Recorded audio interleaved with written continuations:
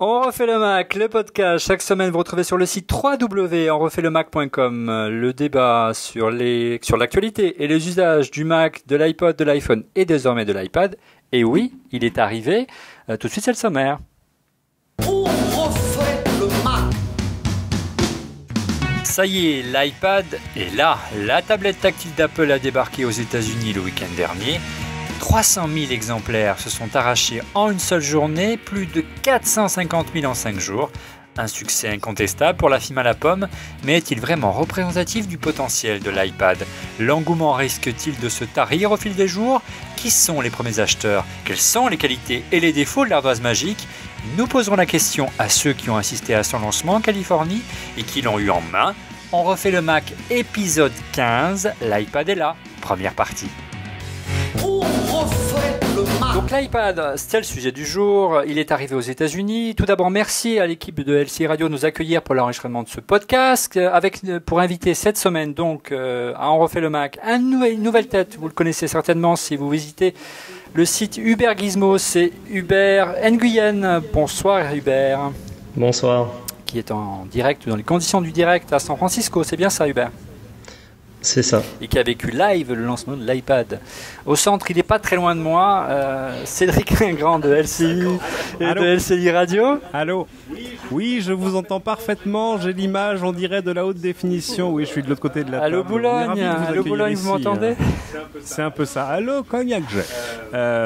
Bienvenue chez nous, mais vous connaissez déjà la maison. Oui, un petit peu. Et à ma droite, Monsieur X, un ancien responsable d'Apple qui avance à visage masqué, vous le connaissez maintenant. Bonsoir Monsieur X, qui était très patient ce soir. Bonsoir Monsieur X. Bonsoir Olivier. Mais il s'appelle pas Monsieur X, il s'appelle... Non, il faut pas le dire. Messieurs, donc 300 000 ventes, c'est le score de l'iPad la première semaine ou le premier week-end lors de sa sortie aux États-Unis. Je me tourne vers Hubert, vous étiez parmi les 300 000 puisque vous avez eu la gentillesse de nous en acheter un, de nous l'envoyer par UPS, on l'a reçu ce matin. Le voilà. Il est de toute beauté. Hein. Bon, évidemment, il n'y avait plus de 16 Go. Hein. C'est pas sans surprise, on est à 32. Tu as vécu comment ce lancement Hubert? Est-ce que ça a vraiment été l'émeute qu'on a reçu, qu'on a perçu, nous, ici, de loin à Paris? Oui, donc le lancement c'était assez agité, surtout le samedi matin en fait. Il y avait pas mal de monde qui faisait la queue dans tous les magasins de la région. Les modèles à 16 Go se sont vendus complètement dans la journée. Et donc le lendemain, il ne restait que quelques modèles 32 Go et je crois que dimanche après-midi, tout était parti en fait.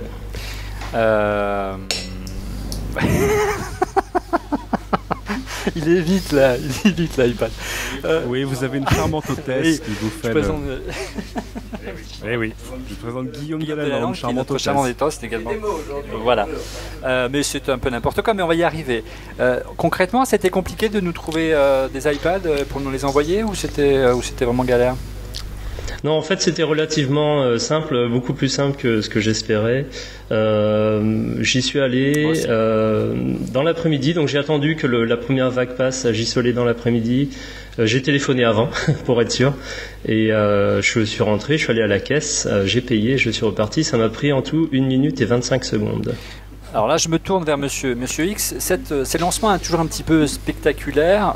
Est-ce que c'est une mise en scène de la part d'Apple, vous qui êtes un ancien responsable? Est-ce que cette pénurie qu'on assiste systématiquement à chaque grand lancement d'Apple n'est pas un petit peu organisée par Apple justement?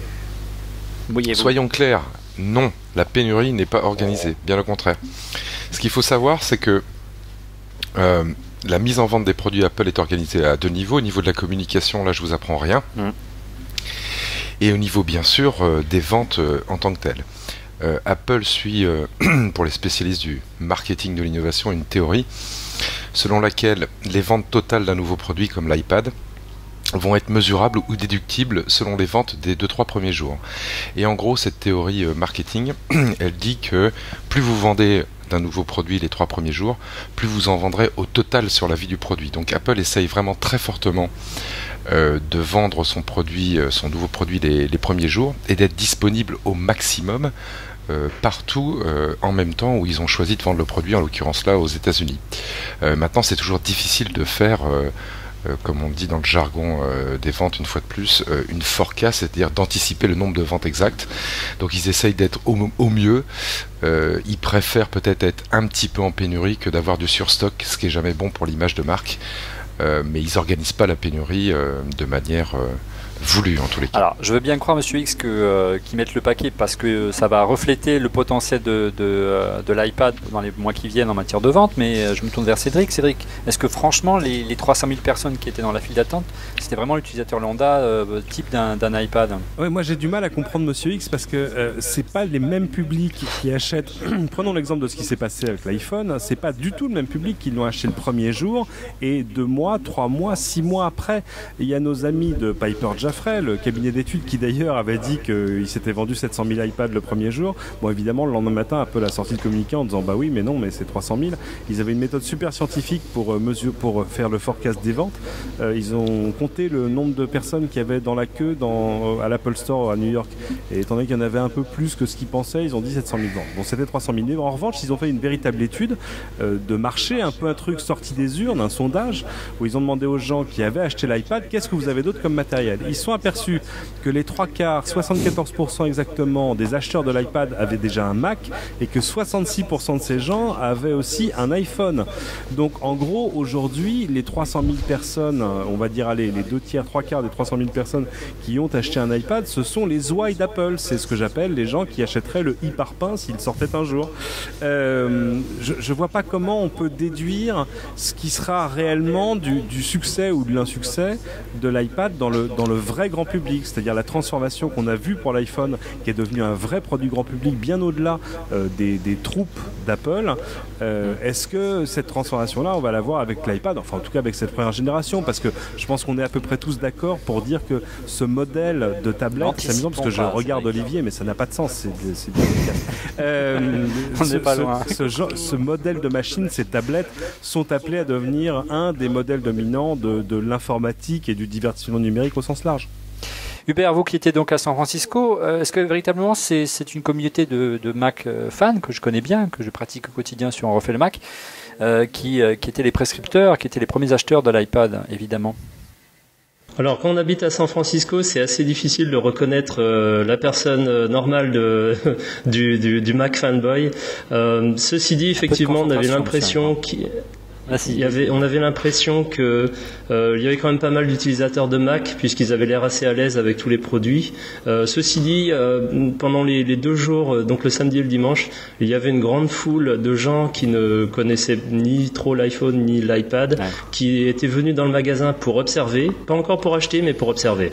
Alors, oui, donc les gens sont assez observateurs. Quel est le premier frein? On est bien d'accord pour l'achat de l'iPad, ça reste sans prix, non, Monsieur X, à $199, c'est pas forcément un prix d'appel qui permet de concurrencer un netbook. Hein. C'est deux fois le prix d'un netbook.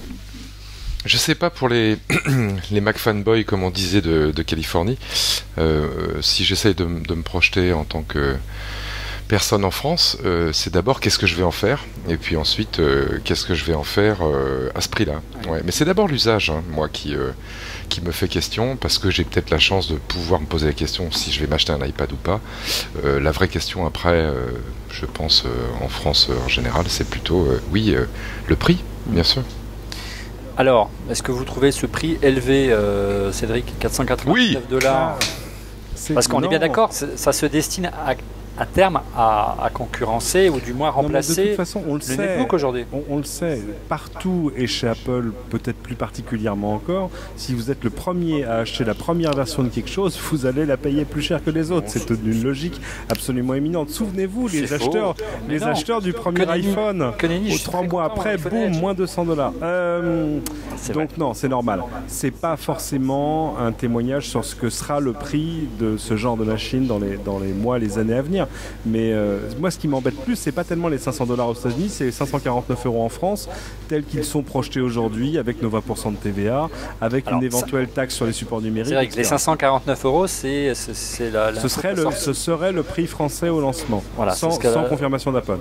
C'est ce qu'a sorti la revue LSA, qui est une revue spécialisée dans la distribution et qui donc d'ordinaire est plutôt bien informée. Bien informée, donc 549 €, donc c'est plus cher, c'est même pas la parité euro-dollar, monsieur. Hein, donc ouais, c'est cher. Ouais, Monsieur X, est-ce que vous pensez qu'il y a vraiment une clientèle pour un produit qui serait vendu 549 € ou ça reste un produit un petit peu élitiste, un produit premium comme sait faire Apple depuis des années et qu'il va peut-être descendre en gamme au fur et à mesure de la démocratisation de l'iPad?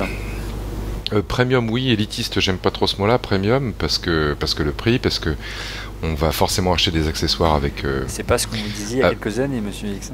Avec l'iPad, ne serait-ce que la station d'accueil pour pouvoir le poser, hein, tout bêtement, une pochette pour pouvoir protéger son écran, donc ça va alourdir encore la facture. Donc il va falloir être vraiment motivé pour l'acheter. C'est en ce sens qu'il est premium, c'est un choix. Alors évidemment, c'est pas le choix de monsieur, madame, tout le monde. C'est en ce sens-là qu'il est élitiste, mais ça tient plus du choix. Est-ce que je mets 650 € à faire ça, ou est-ce que je pars en week-end avec ma femme? Choisissez. Ou est-ce que j'achète un nouvel écran plat de 40 pouces? Ouais, c'est clair. Oui, donc en clair, non seulement il a du mal à concurrencer les netbooks en termes de prix, mais si on rajoute donc le clavier que nous a montré Hubert, vas-y re-shoot, et le dock qui va avec pour pouvoir taper, parce que voilà, c'est pratiquement indispensable, ça vous fait carrément le prix d'un vrai portable de la gamme Apple, on est bien d'accord. Ouais, et là ça commence à être moins intéressant, franchement. Bien. Cédric. Oui, mais c'est pas forcément ça qu'Apple essaie de nous vendre. Enfin, on le voit sur l'expérience quand on l'a dans les mains. C'est pas la comparaison. Moi, je contestais la comparaison que Steve Jobs faisait avec les netbooks, par exemple, en disant ouais, de toute façon, les netbooks ça sert à rien. C'est juste it's just a cheap laptop. Moi, je disais bullshit et je dis toujours bullshit. Et ce truc ne remplace rien. Et heureusement d'ailleurs. L'idée, c'est pas juste de refaire la même chose que ce qu'on faisait avec son laptop ou son netbook, c'est vraiment de faire les choses différemment à d'autres moments, à d'autres endroits, et d'ouvrir la porte à de nouveaux types d'applications. Et ça va le faire.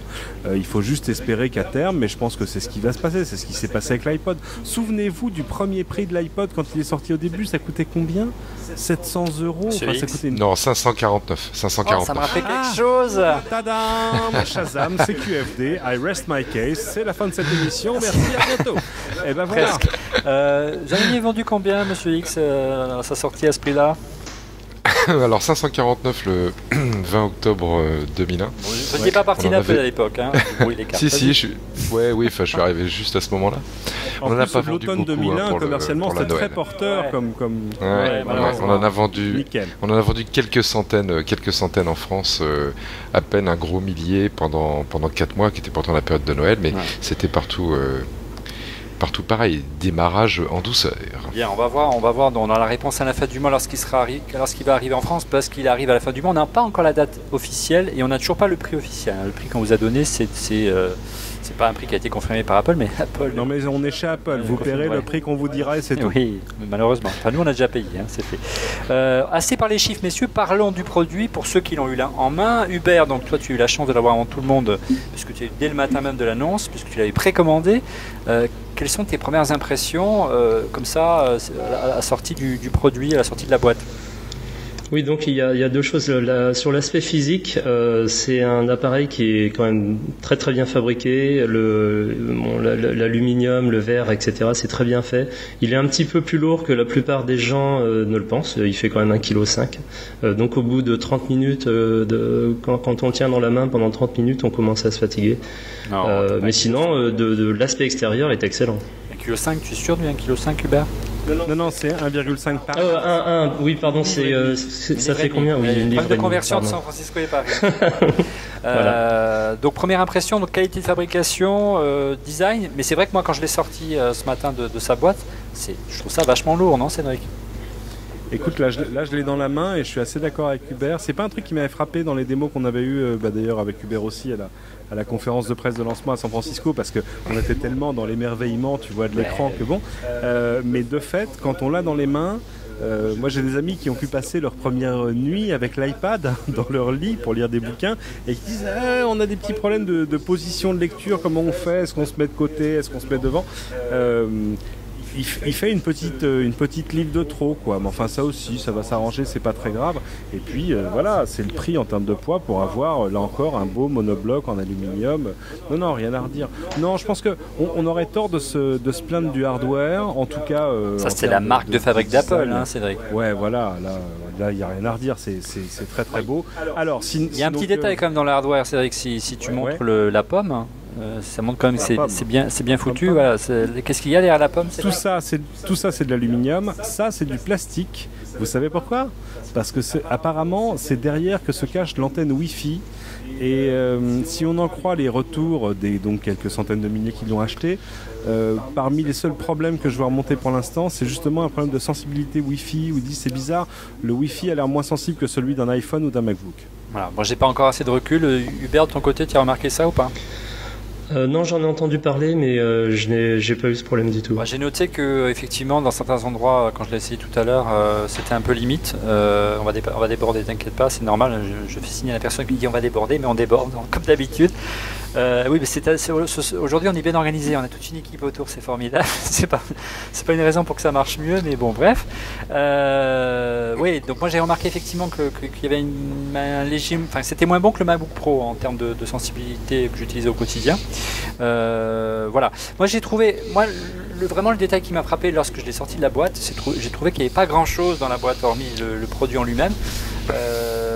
Un câble jack, un câble pour le synchroniser avec le Mac ou le PC.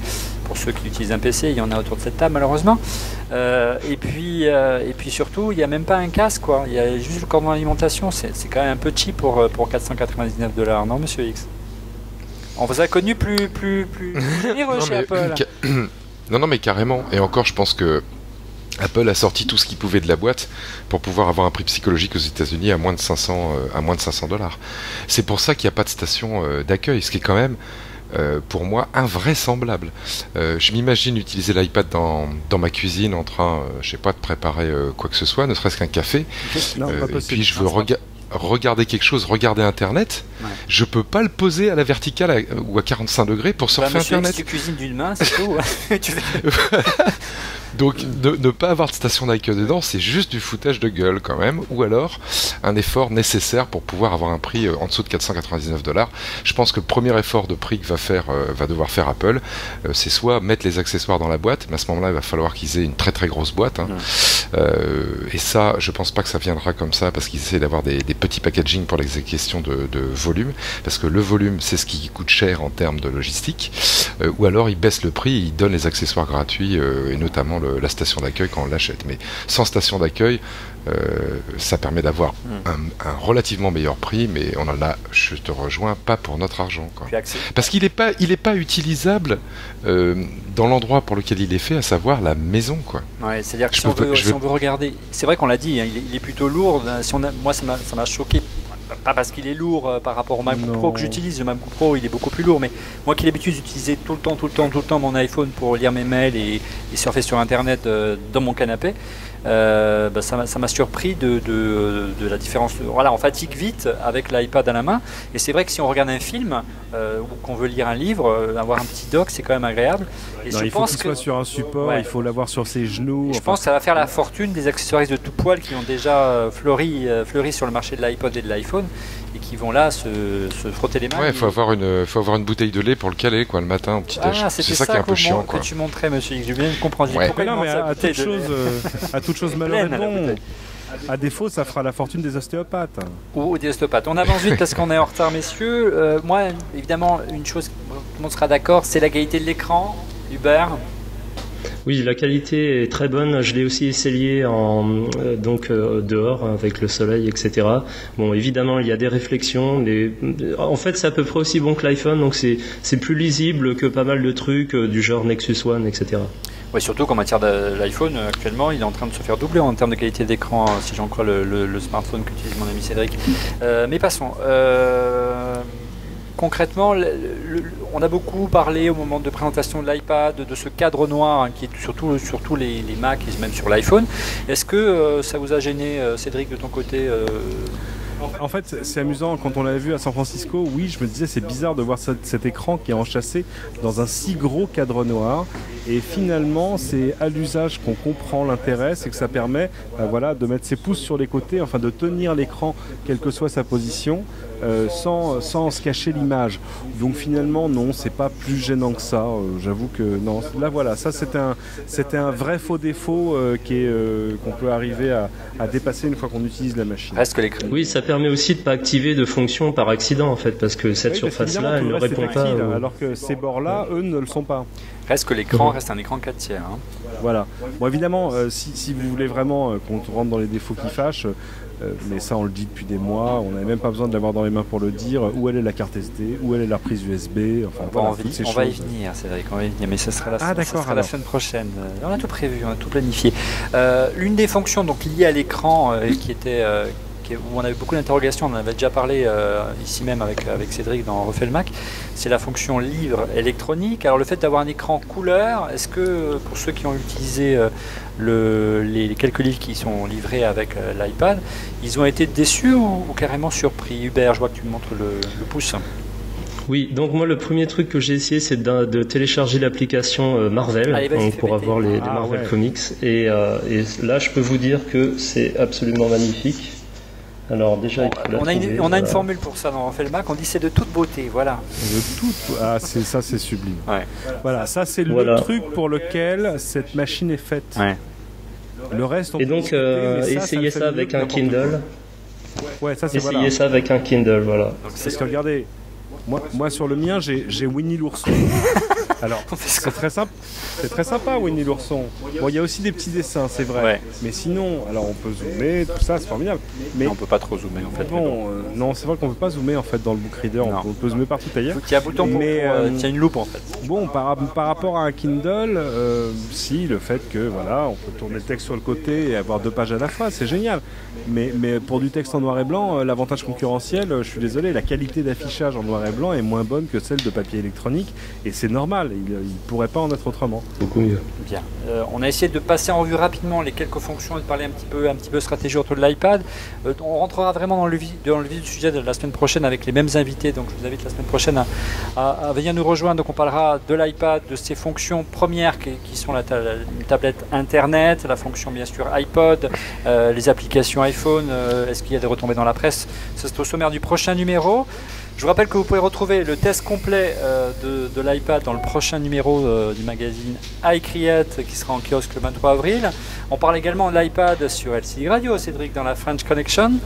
Je crois. Tout le temps. Tout le temps. Ça fait 1 an presque, voire plus. Quand on n'a rien à dire, on parle de l'iPad. Je disais pour conclure, donc on parlera encore de l'iPad sur LCD Radio, également dans la chronique que j'ai le plaisir d'animer qui s'appelle Vous avez un mobile. Vous avez un mobile. Ça marche beaucoup moins bien. Voilà, messieurs, à la semaine prochaine pour un épisode 2 autour de l'iPad. Au revoir. À bientôt. Salut.